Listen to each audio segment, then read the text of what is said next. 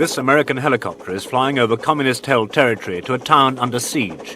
Kontum in the highlands of Vietnam has been cut off for 6 weeks. And last week, when communists attacked in force, 20,000 civilians were still trapped in the town.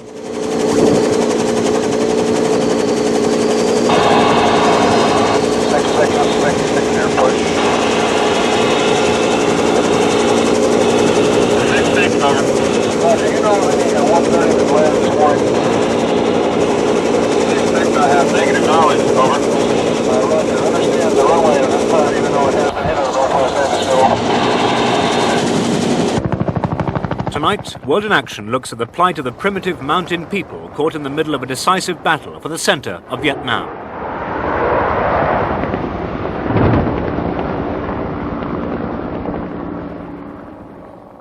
Kontum could be the key to the battle for the central highlands of Vietnam. 6 weeks ago, the communists launched themselves from their secret bases in the Ho Chi Minh trails and overran the town of Dak To. Then 12 fire bases protecting Kontum were stormed by communist tanks and the town surrounded. If Kontum falls, the Americans fear the communists may strike down and cut the country in half.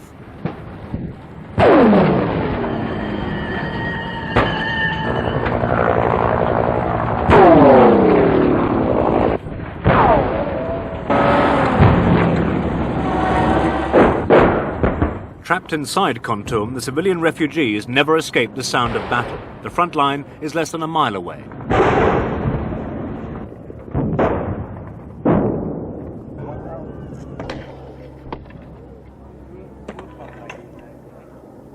This mortar pit is being dug in a village on the outskirts of Kontum. The people watching are not Vietnamese, they're the Montagnards, the mountain people of Vietnam. The war taking place half a mile away is not their war, but whatever its outcome, the traditional life and culture of these tribes is certain to be one of the casualties.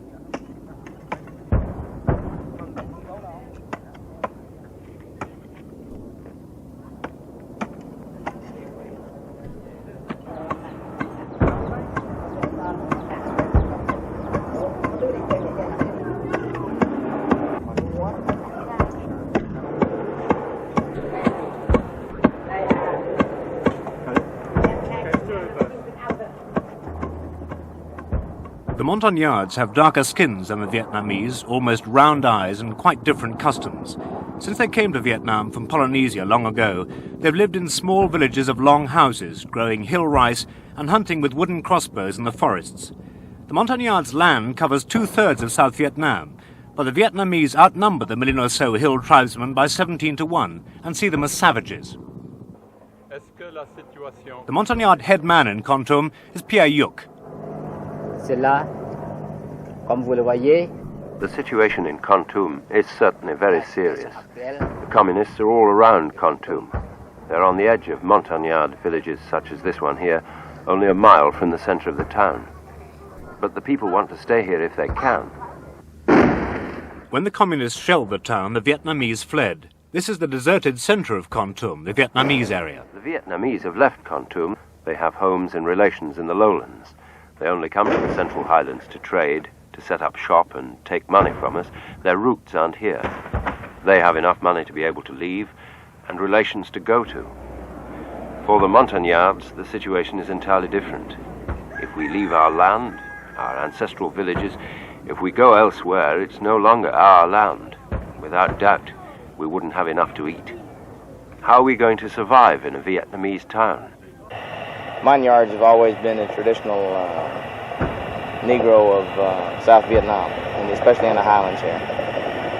They've always not exactly been slaves, but just not too far above it.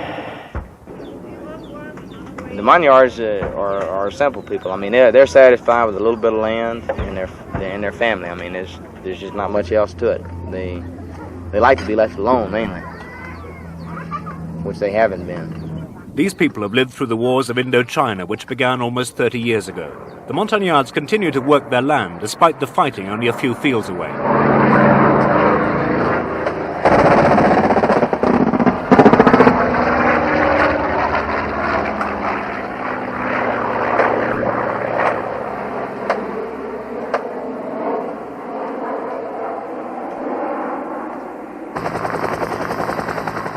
But some Montagnards have been given a special role in the defense of Kontum.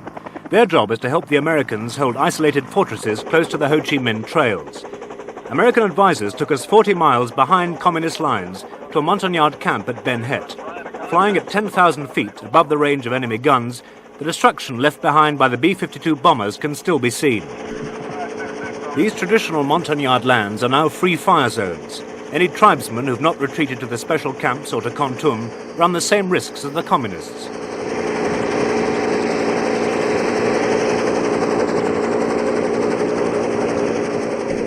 Ben Het is only 7 miles from the communists' underground complex on the Ho Chi Minh trails, which the Americans call Base 609. The camp commands the main road from the communist base to Kontum. Ben Het has been under daily rocket fire for 3 months, but the Montagnards are stubborn fighters. This is why they were recruited by the Green Berets who first established Ben Het. This camp is now so dangerous that the helicopters will stay on the ground for only 30 seconds.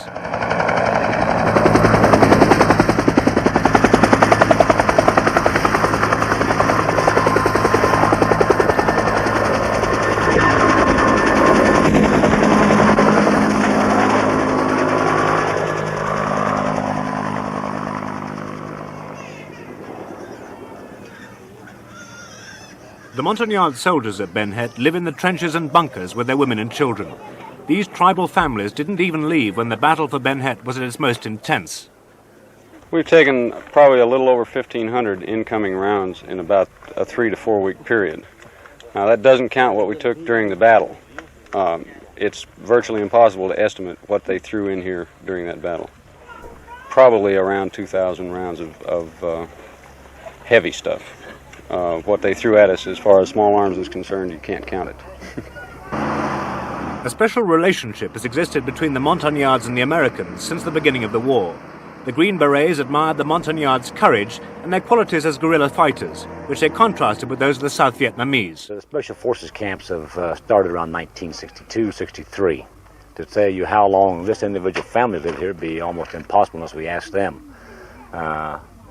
This is where they live, this is where they fight from, other than the women move back to the inner perimeter if there is an attack on the camp. But you'll find some of these people have been here since '63. Why do they come in from the villages? Well, we recruit and ask them to join the Vietnamese army. They do, and they bring their families with them. Now you'll find that the Montagnards in this area, or in this camp, are all from this general area. And this is the key to a Ranger border camp, or the old Special Forces border camp, and that is you keep your people in the area where you recruit from. If you take them away longer than a couple of months period, they'll go back to the village. The Montagnards' fight at Ben Het is vital to the defense of Kontum. The camp lies astride the most direct tank route to the city. Its strategic importance was underlined by the intensity of the communist assault. At this point, you can see that this is where the main attack is. Back here, you were massed, but you can see one of the tanks down here that actually came in and proceeded to drive the Vietnamese, the friendly Vietnamese, out of the bunker line. This is the Soviet-built PT-76 tank that very nearly broke into our perimeter. Had this thing got inside of the perimeter, there's no telling the amount of damage this thing would have done before we finally got it knocked out. Now, this is the sector that took the main attack, which is from the east. And about 4 bunkers on each side of this, or 3 on each side of it, is where the NVA got through the wire and into the bunkers. And of course, the counterattack from my rear then had to retake these 4 bunkers. Now, this one happened to cave in from the use of laws, as Bob told you earlier, and then they rolled a barrel of gasoline in and set it on fire. You can see it's still smoking over here to my left. How many bodies are underneath? We estimate about 40. And what do you do with all these dead NVA bodies when you get them? I mean, you had a lot. We burn them. It's the only way. We couldn't possibly bury as many as we got. The Americans say 1,500 communists have been killed in the battle at Ben Het. Montagnard losses are 110 dead. There are no casualty figures for the women and children. You're in a typical bunker line where the defense is actually fought for a Ranger border camp. This one is typical of the other 11 camps that I advise and supervise. You'll find here to my left a 30 caliber machine gun, which of course the United States Army no longer uses. This is where the fighting's done. To my right, you'll find living quarters, where the people live during the day, during the night. until, as we said earlier, the fighting begins. At that time, the women then move back to the rear, to the inner perimeter, and the men stay in these positions and fight. This woman has lived here for 7 years. Her 2 children were born in this bunker. They've never been outside the camp. The mountain yard is a very primitive type of person. They don't really understand modern technology. Special forces trained them in modern weapons and gave them the weapons that they use. They paid them the first time the mountain yards had ever seen money. They didn't know what money could even do. They gave them clothing, which the mountain yards had never had before. They were like fathers to them. And over the years, as they led them into combat situations, the mountain yard began to trust the American far more than he'll ever trust a Vietnamese. As the Americans withdraw, the Montagnards are left increasingly vulnerable to the hostility of the South Vietnamese and the onslaught of the communist advance. After 2 hours, we were flown out of Ben Het, leaving behind this isolated fortress, a home for nearly 2,000 Montagnards.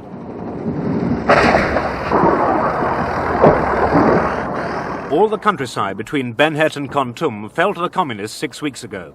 Some of the Montagnards stayed in their villages, but others fled from the fighting and the bombing to Kontum. Last week, there were still some 20,000 Montagnards trapped in the town, and no effective airlift organized to get them out.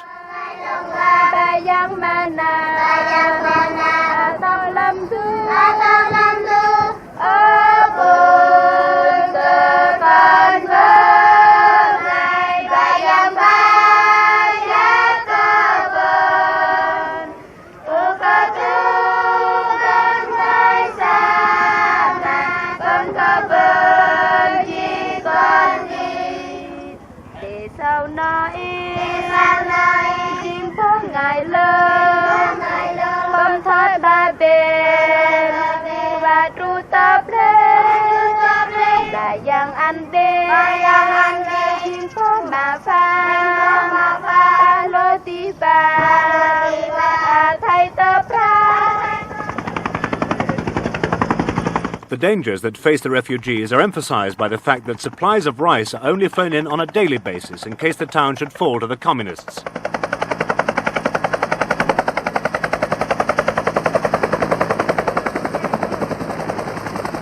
One of the 10 remaining American advisors described how the Vietnamese escaped from the city. The first people who left Kontum were the refugees from the northern part of Kontum province, and the majority of them were Vietnamese. They did get a very few mine yards out to start with.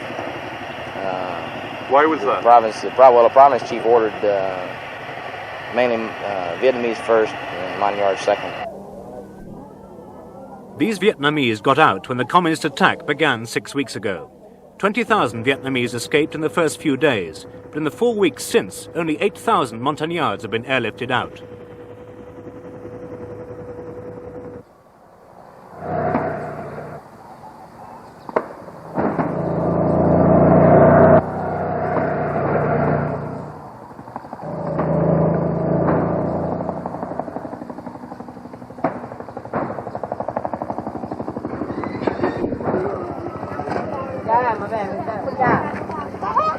Among those left are Bing and his wife Lai, who've been waiting to get out for 3 weeks now.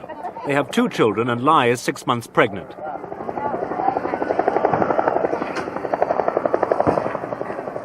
To get to Kontum and escape the fighting and bombing in the countryside, Bing and Lai walked 50 miles from their village.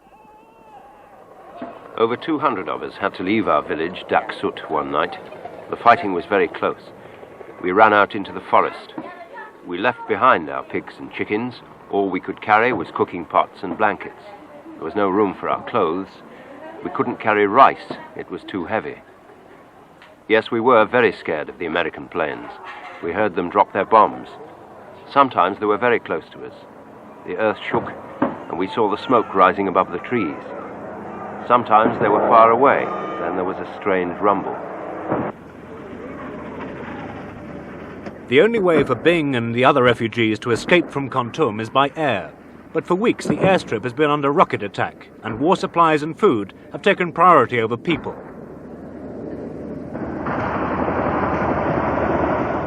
The Montagnards wait patiently for a lift out on the incoming rice and ammunition helicopters. but they often wait for a long time, for the helicopters are flown by their old masters, the Vietnamese.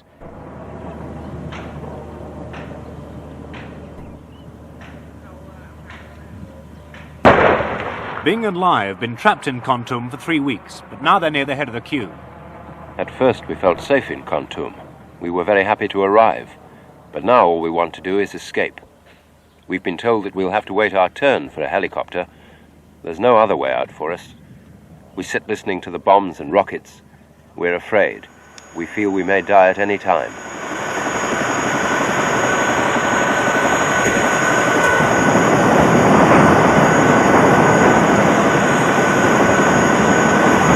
These Montagnard babies from the Catholic orphanage are waiting to get out, but the Vietnamese helicopter drops its load of rice and flies off empty.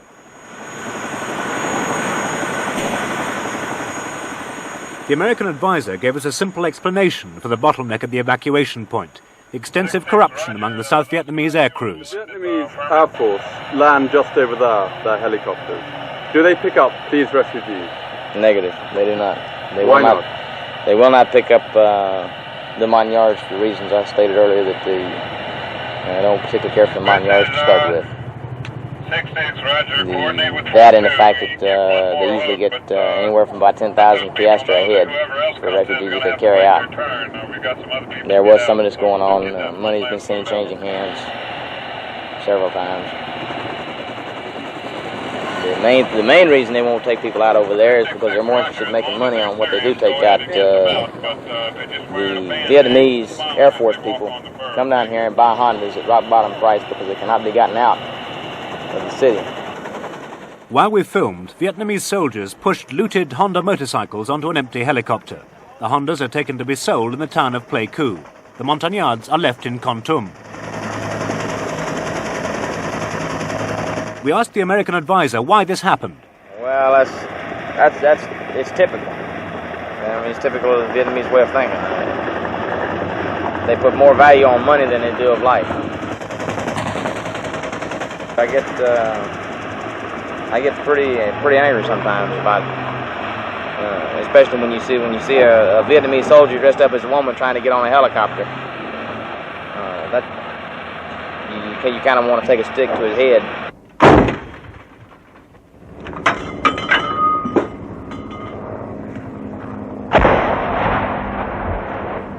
The irony of the situation in Kontum is that it's the Montagnards displaying the fighting qualities the Americans admire who stiffen the defense lines weakened by Vietnamese desertion and hold the city for the government in Saigon.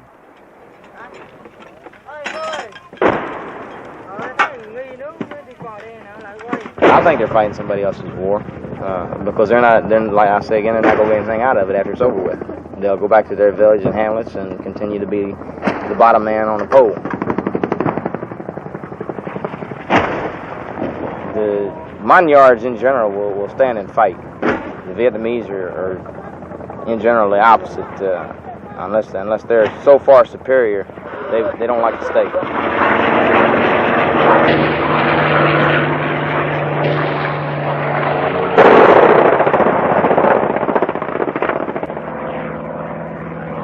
But the North Vietnamese are now so close that American planes are bombing only a few hundred yards outside the town.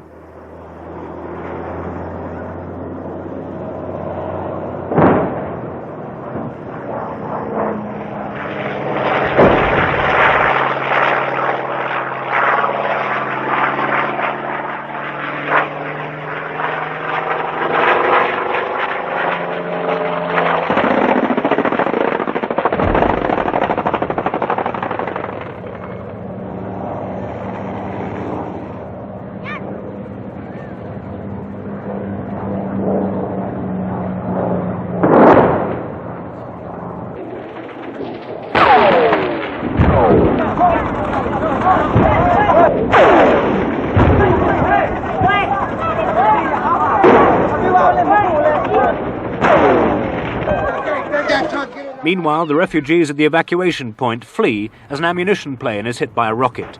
Bing and his wife Lai retreat from the shrapnel. No one will be airlifted out on this day, so Bing and his family return to their camp.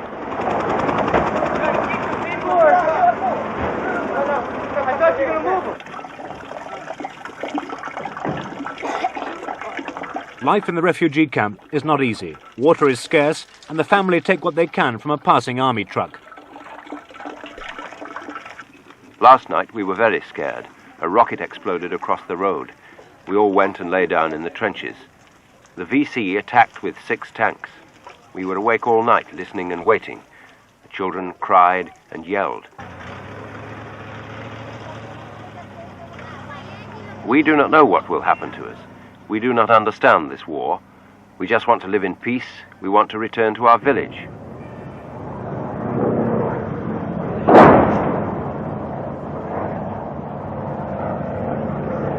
While the air attacks continued overhead, the refugees returned next day to the evacuation point. Bing and his wife Lai were out of luck again.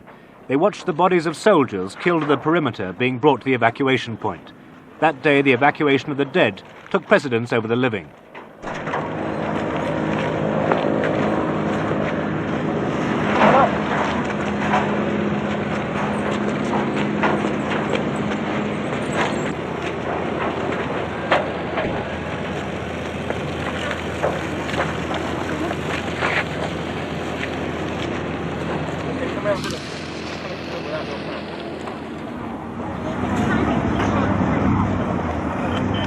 Next day, the 3.5-week wait of Bing and Lai is finally rewarded. They've been promised a place in an American helicopter, but for them it's a moment of mixed emotions. We're very worried about the people left behind. Some are from our village. We do not know if they'll be able to leave. It makes us very sad. We do not know if we will see them again. Many of our people have died in the war. We've never been on a helicopter before. We're afraid. We do not know where we're going. We do not know how we will eat. We want to find a village like our old one.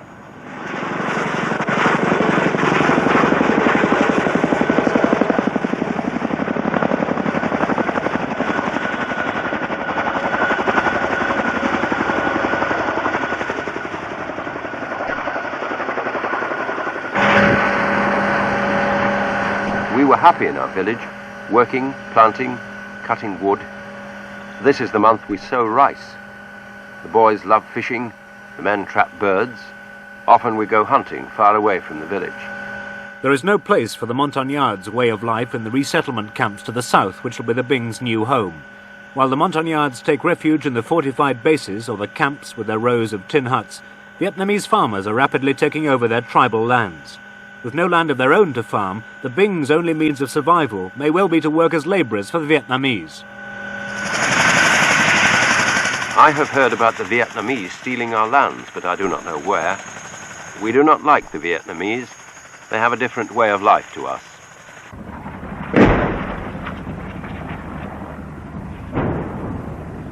But at least the Bing family got out of Kontum. In the past few days, the communists have fought their way into the city, and hand-to-hand fighting is now going on in the streets.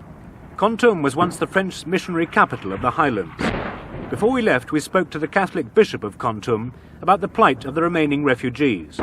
Bishop Seitz has been in Vietnam for more than 30 years, living successively under the influence of the Japanese, the French, the Communist Viet Minh, the Americans, and the government of Saigon. Many of his Montagnard people are Catholics, and the bishop refuses to leave them. Quel que soit l'effort qui sera fait. No matter what effort is made to evacuate Kontum, there'll always remain a civilian population of old people, women and children, Vietnamese and Montagnards alike. It's the very poor who will always be here.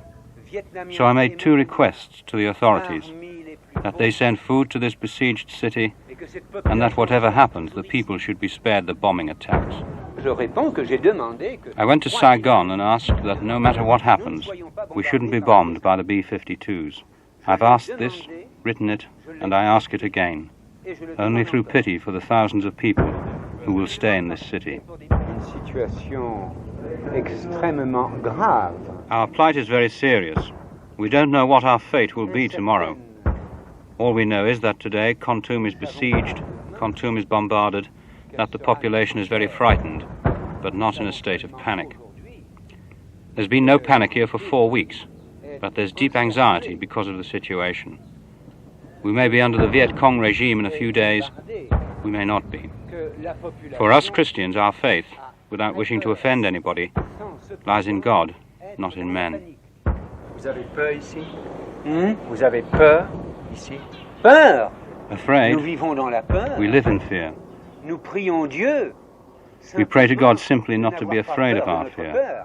That's all. C'est tout.